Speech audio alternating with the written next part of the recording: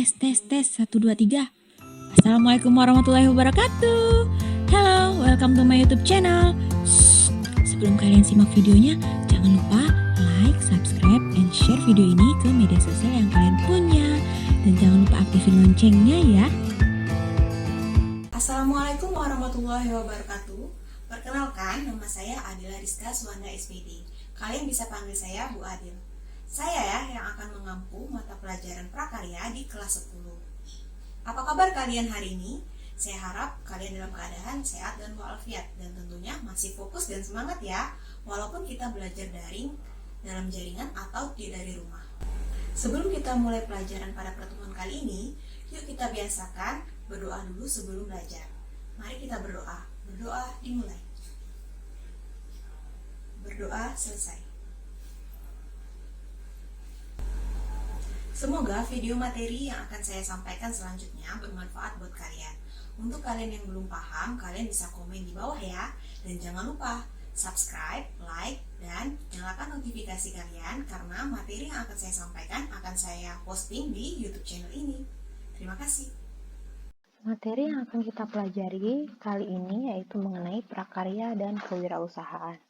Nah, mari kita bahas satu persatu apa itu prakarya dan apa itu kewirausahaan. Prakarya itu terdiri dari dua kata, yaitu pra dan karya. Di mana pra itu artinya sebelum, sedangkan karya adalah hasil kerja.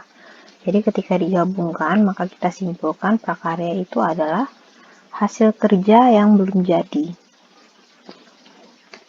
Sedangkan kewirausahaan itu juga berasal dari dua kata, yaitu kata wira dan usaha.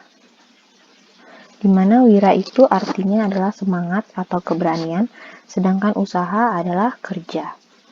Nah, jadi dapat disimpulkan bahwa kewirausahaan itu adalah keberanian seseorang untuk melakukan suatu kegiatan atau kerja. Maka dapat kita simpulkan, prakarya dan kewirausahaan atau yang disingkat menjadi PKWU itu adalah keberanian seseorang untuk melakukan usaha dalam mengubah bahan mentah yang belum jadi menjadi produk setengah jadi atau yang siap pakai, sehingga produk tersebut dapat menghasilkan income atau pendapatan. Nah, kewirausahaan itu sendiri biasa dikenal dengan entrepreneurship. Kan sekarang lagi zamannya tuh.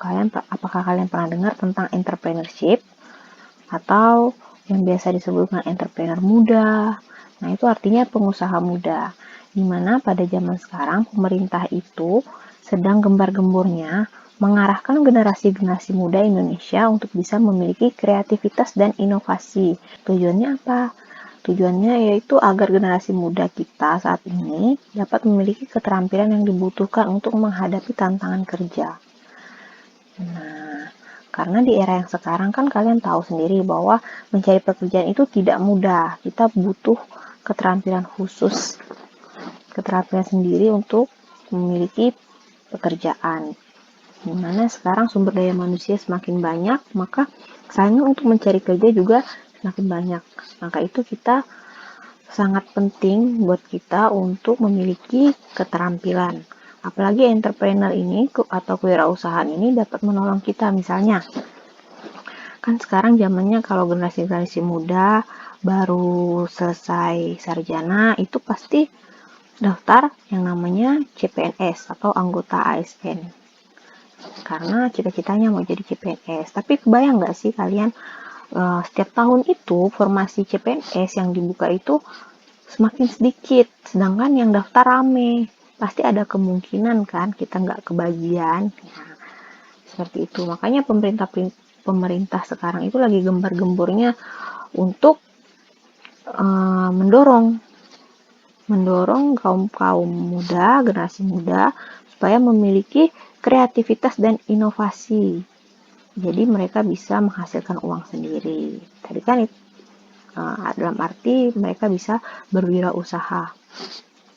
Nah, kalau kita fokus dalam berwirausaha, nah kita akan bisa menghasilkan income atau pendapatan. Kuncinya apa? Kuncinya itu tadi, harus kreatif dan inovatif. Jadi kalau misalnya nanti tantangan kerja ke depan mungkin semakin susah, masuk PNS makin susah, semakin sedikit peluang karena formasi yang dibuka sedikit sedangkan pendaftarnya banyak. Nah, generasi muda itu tidak perlu takut. Karena apa? Karena ini memiliki keterampilan kreatif dan inovatif sehingga kalian bisa buka usaha sendiri, bisa berwirausaha sendiri, bisa menghasilkan pendapatan dan uang sendiri tanpa perlu mengharapkan gaji dari pemerintah seperti itu. Jadi kurang lebih tujuannya pembelajaran prakarya dan kewirausahaan ini diadakan dalam kurikulum, yaitu tujuannya untuk melatih kalian sebagai calon-calon generasi muda penerus bangsa supaya kalian itu bisa kreatif dan inovatif, tidak hanya bergantung kepada gaji atau tidak hanya bergantung pada satu cita-cita hanya ingin jadi PNS. Nah, kalau ingin jadi PNS semua kan nanti nggak bisa keserap ya kalau formasinya sedikit. Nah, itu dia. Kalau kalian punya sikap kreatif dan inovatif, kalian bisa berwirausaha sendiri. Kalian bisa membuka lapangan pekerja sendiri. Seperti itu. Bukannya kalian mencari kerja, tapi kalian justru membuka lapangan kerja sehingga bisa menyerap banyak karyawan yang pengangguran gitu. Salah satu tujuan dari prakarya dan kewirausahaan diadakan dalam mata pelajaran di SMA. Seperti itu. Nah, kita lanjut.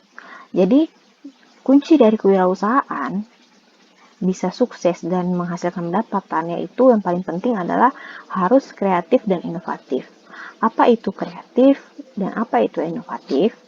Nah, kreatif itu adalah menciptakan sesuatu yang berbeda dari yang lain atau menghubungkan hal-hal yang tadinya tidak berhubungan. Sedangkan inovatif yaitu menciptakan sesuatu yang belum pernah ada menjadi ada atau menciptakan sesuatu yang sama sekali berbeda.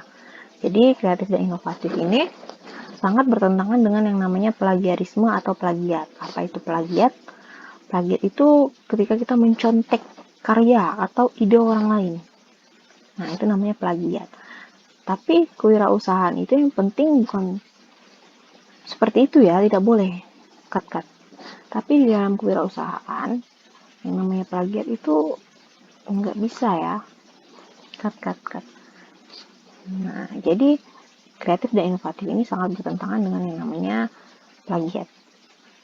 Seperti itu. Kalau kita ingin menjadi kewirausaha yang sukses, kalau kita ingin menjadi wirausaha yang sukses dan bisa menghasilkan uang atau pendapatan, itu kuncinya adalah kreatif dan inovatif. Seperti itu. Contohnya misalnya dulu sebelum corona atau pandemi ini ada, kita bukan tidak ya, tapi jarang gitu menggunakan masker. Sedangkan di era pandemi ini masker tuh menjadi sebuah kebutuhan. Nah, yang menjadi permasalahan dulu awal-awal itu sulit sekali untuk mencari masker hijab. Sedangkan di Indonesia mayoritas kan muslim, sering menggunakan hijab. Jadi terdapat masalah nih, kalau misalnya pakai masker itu sulit di luar, harus di dalam kan pengap kalau di dalam. Jadi butuh yang namanya konektor atau strap masker. Nah, itu akan menjadi peluang usaha yang awalnya tidak ada atau tidak dibutuhkan ketika era pandemi itu menjadi sebuah peluang usaha. Maka mereka berlomba-lombalah membuat yang namanya strap masker atau konektor semenarik mungkin, selucu mungkin, sehingga memikat minat pembeli untuk membelinya, seperti itu kan. Itu yang dinamakan kreatif dan inovatif. Jadi strap masker itu tidak hanya berfungsi sebagai menghubungkan masker atau memiliki nilai guna, tapi juga memiliki nilai estetik atau keindahan. Gitu. Yang awalnya strap maskernya hanya biasa aja gitu kan, pakai kancing, pakai klip kertas, lama-kelamaan kan sekarang udah banyak banget variasinya. Nah, itu dia nilai guna dan nilai estetiknya ada. Itu berarti penjual tersebut kreatif dan inovatif. Itu menjadi salah satu peluang untuk berwirausaha. Itu salah satu contohnya ya.